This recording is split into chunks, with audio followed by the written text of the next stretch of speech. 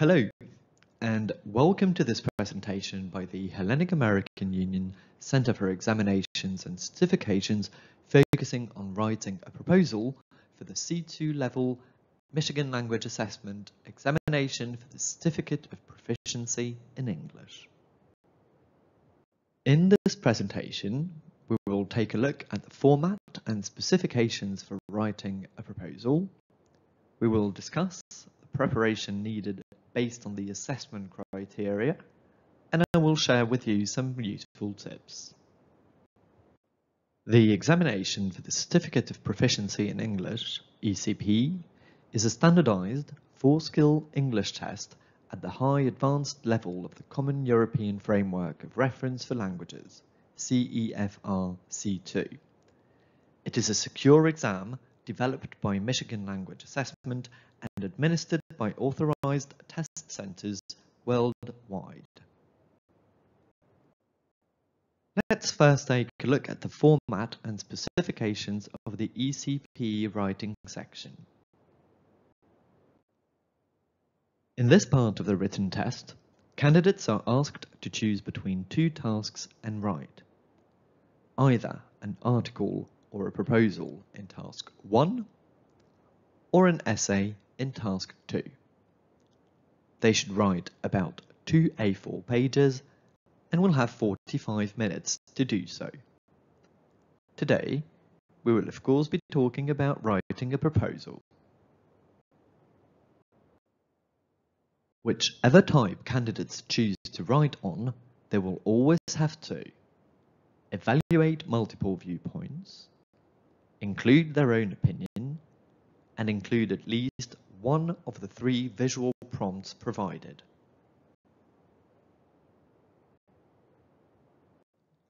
Talking about the visual prompts, this is an example of what they may look like.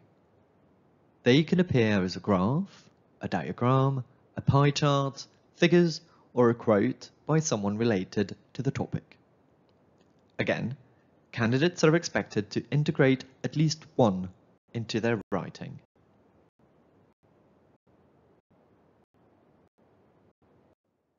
Let's take a look at a sample topic for a proposal.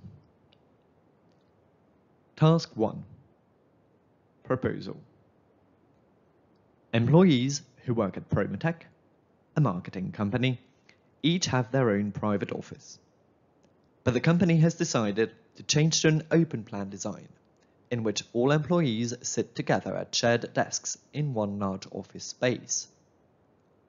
Some employees do not agree with this plan. Write a proposal to the chief executives of Prometech, evaluating the different options and explain what you think should be done. Include at least one piece of information given above to support your response.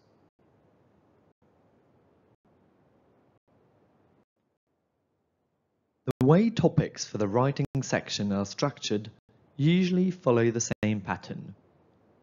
There is a situation, a reference to multiple viewpoints, and a task instruction, and a source instruction.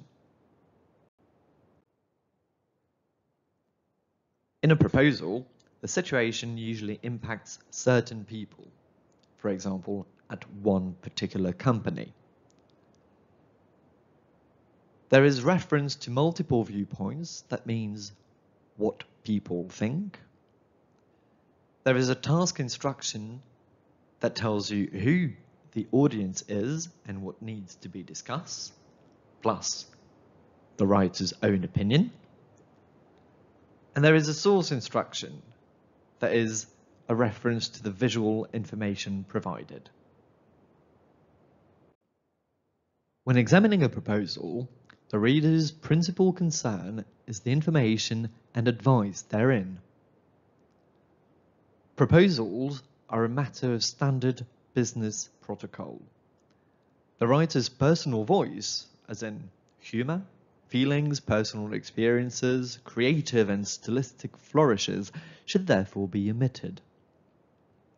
At the same time, careful, concise, and accurate choices of words, along with vocabulary that demonstrates excellent linguistic command, assure the readers of the knowledge and expertise possessed by the writer. The structure of a proposal should be immediately clear and strictly logical. As a matter of professional etiquette, a proposal should give due credit to both sides of the argument, while also making it clear which is considered to be the best side. Above all, a proposal has a practical purpose, that is, to influence an official decision or determine a course of action. These aims can be achieved by showing the readers professional respect and by conforming to the proper conventions.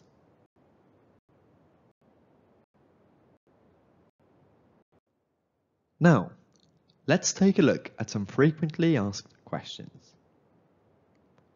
Are test takers allowed to make a plan? Yes, of course. Actually, they can write anything they want in their test booklet, and it is not assessed. And they do not need to bring their own paper. Are they writing their response in the test booklet? No, they're given a writing section answer sheet. And again, anything they write in their test booklet will not be assessed. How many words should they write? Well, counting words might be distracting, and it certainly is unnecessary. That's why Michigan Language Assessment does not suggest a particular number of words for the ECPE writing. Candidates should write about 2 A4 pages. Should there be any headings? Headings are not necessary. What happens if a test taker does not finish his or her response? Well, there are 4 assessment criteria based on which the 2 raters assign their scores. There are several parameters involved in assessment. Not completing the response does not mean that the test taker will fail this section. They may actually get a high score even with an incomplete response. Now, let's take a look at the assessment criteria to take into consideration when preparing for the writing section of the ECPE. There are 4 criteria assessed by Michigan Language Assessment raters. Writing section answers are assessed by 2 raters independently, each of whom awards a maximum of 20 points as follows. Up to 5 points for task completion, up to 5 points for development, up to 7 points for language, and up to 3 points for authorial voice. And this is what is assessed in each criterion. Task completion means relevance to the task, consideration of multiple viewpoints along with the writer's opinion, and integration of at least one visual prompt in the response. Development is about development of strong arguments, meaningful information flow, that is, organization and connection of ideas. Language is about demonstrating a good range of grammar and vocabulary used accurately.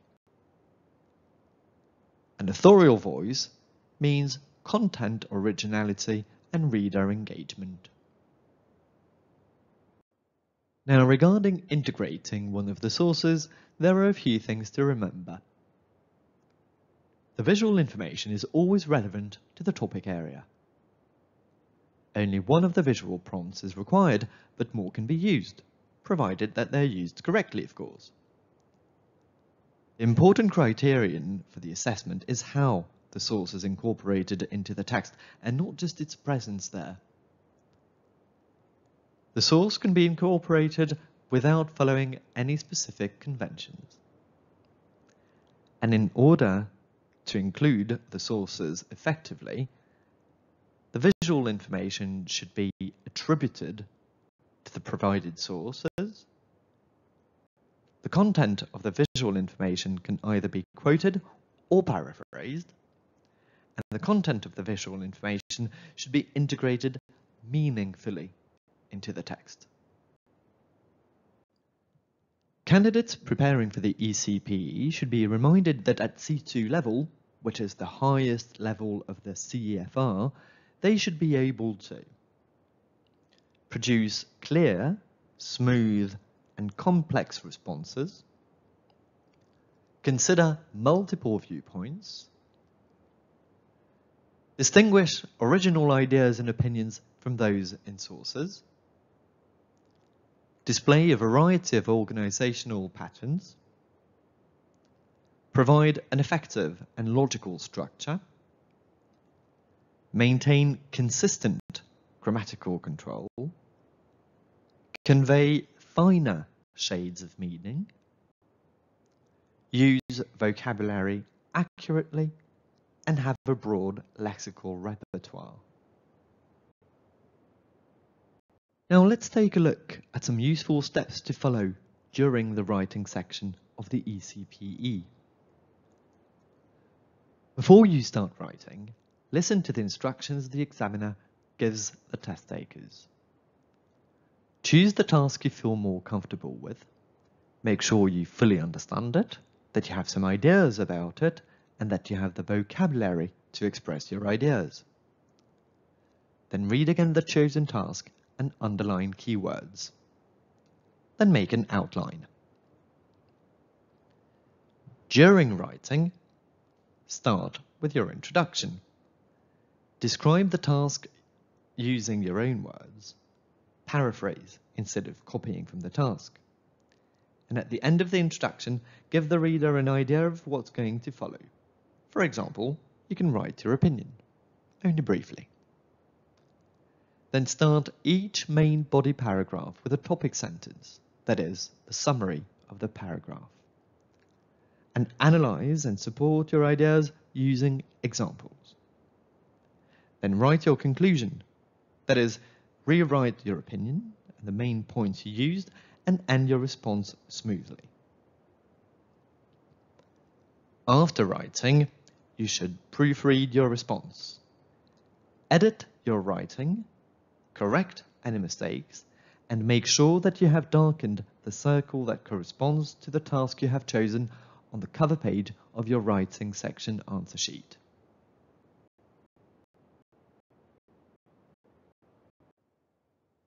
For more practice, you may want to use our practice test books, but also our skills books to target specific sections of the ECPE test, such as the new Build Up Your Writing and Speaking Skills for the ECPE.